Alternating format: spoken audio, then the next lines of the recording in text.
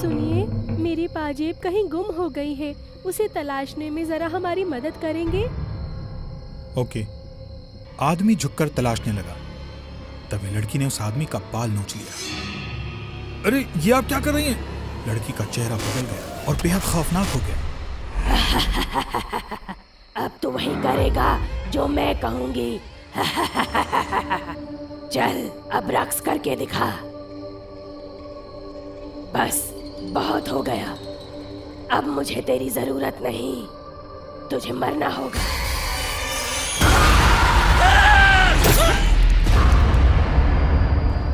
एक जोड़ा माजिद और सबा कार से अपने घर जा रहे थे।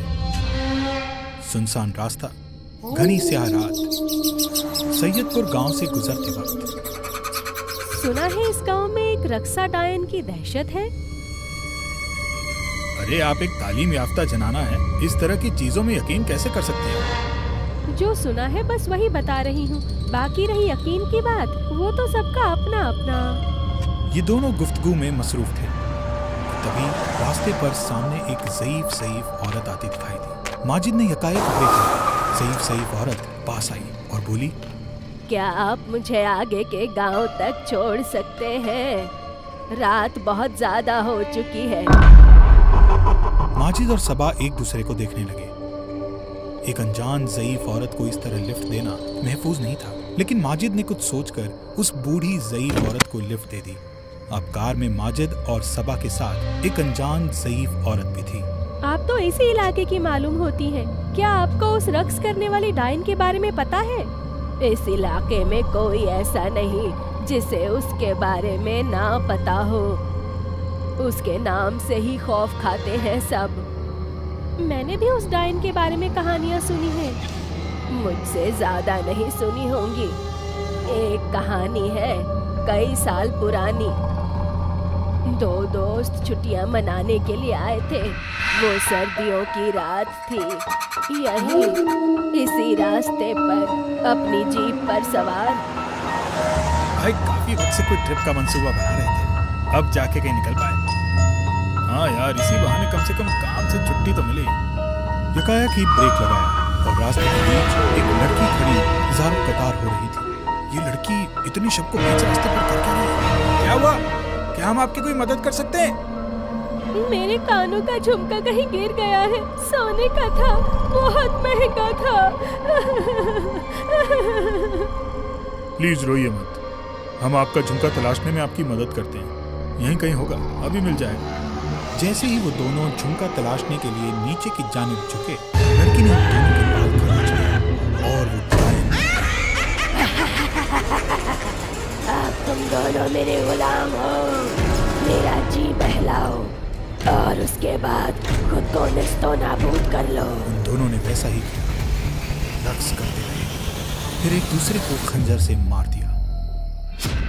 वो दोनों लड़के उस डायन की जिफायत पे कुर्बान हो गए। तो ये डायन सिर्फ अपनी जिफायत और तफरीह के लिए लोगों को मौत की नींद क्यों सुला देती है? उस डायन की भी अलग कहानी है। बात कुछ साल पहले की है। गांव में रकाया नाम की रकासा हुआ करती थी। उसकी खूबसूरती पर पूरा गांव फिदा था। लोग उसके रक्स से फैज़याब तो होते, पर कोई भी उसे खास इज्जत नहीं देते थे। उस लड़की की जिंदगी रक्स और मौसीकी की दुनिया में चल रही थी।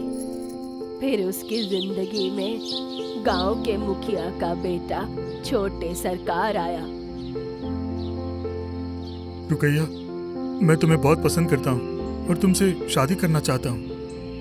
रुकैया को अभी तक वाहवाही तो खूब मिली थी, लेकिन किसी मर्द ने उसे अपने घर की इज्जत बनाने की बात कभी नहीं कही। इसलिए रुकैया खुश हो गई। आप बहुत भोले हैं छोटे सरकार। दोनों के बीच मुलाकातों का सिलसिला बढ़ने लगा। वो दोनों अहले दुनिया की नजरों से बचकर तन्हा मिलने लगे। हम निकाह कब करेंगे? बस कुछ दिन और, फिर मैं अब्बू से बात कर लूंगा और फिर हमारी शादी। रुकैया अपनी नई जिंदगी के बारे में सोचकर बहुत खुश थी। लेकिन अचानक ही उसकी सभी खुशियां छिन गई। कुछ दिनों बाद जब वो दोनों मिले, कब करेंगे? हमने कहा 1 साल से तो ज्यादा हो गया। शादी, और तुमसे? तुम सिर्फ जियाफत के लिए हो। छोटे सरकार ने रुकैया को धोखा दिया। रुकैया ने रोते हुए अपनी बात जीवरी के सामने रखी, लेकिन किसी ने उसकी मदद नहीं की। अब मेरे पास कोई चारा नहीं, मैं अपनी जिंदगी ही फना कर लूंगी।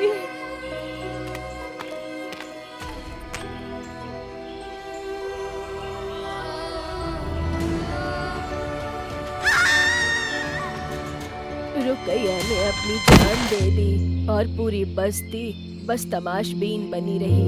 लेकिन कहते हैं ना, मौत अंत नहीं होती। रुकैया अब डायन बन चुकी थी और सबसे पहले उसने छोटे सरकार से बदला लिया। फिर तो धीरे धीरे उन सभी लोगों की मौतें होने लगी जिन लोगों ने भी रुकैया को तफरीह की चीज समझा था। पहले रुकैया इंसानों से जी बहलाया करती, फिर उन्हें मौत की नींद सुला देती। कई बेगुनाहों को मौत की नींद सुला दिया रुकैया ने, और ये बदला बदस्तूर जारी है। मुझे नहीं लगता इस कहानी में कोई सच्चाई है। इसमें सच्चाई नहीं है, मैं नहीं मानती। जिस बात का कोई सबूत नहीं, मैं उसे नहीं मान सकता। तुम्हें सबूत चाहिए तो फिर पीछे मुड़कर देख लो। अब सबूत नहीं, अब तुम्हें मिलेगी मौत। क्या मजाक लगा रखा है आपने? आप उतरिए कार से। अभी तफरीह बाकी है। माजिद गुस्से में आ गया और बुढ़िया को कार से उतार दिया। अब बहुत हुआ, आपका मजाक हद पार कर रहा है। हम आपको यहीं छोड़ रहे हैं। बुढ़िया माजिद को ज्यादा गुस्से में देख, अरे सर, आप तो बुरा मान गए। हम तो प्रैंक कर रहे थे। वो देखिए कैमरा। प्रैंक की बात सुनकर सबा और माजिद थोड़े शांत हुए। इस प्रैंक से हमने अच्छे लोगों को डराया, लेकिन आप लोग एक पल के लिए भी नहीं डरे। ऐसा क्यों?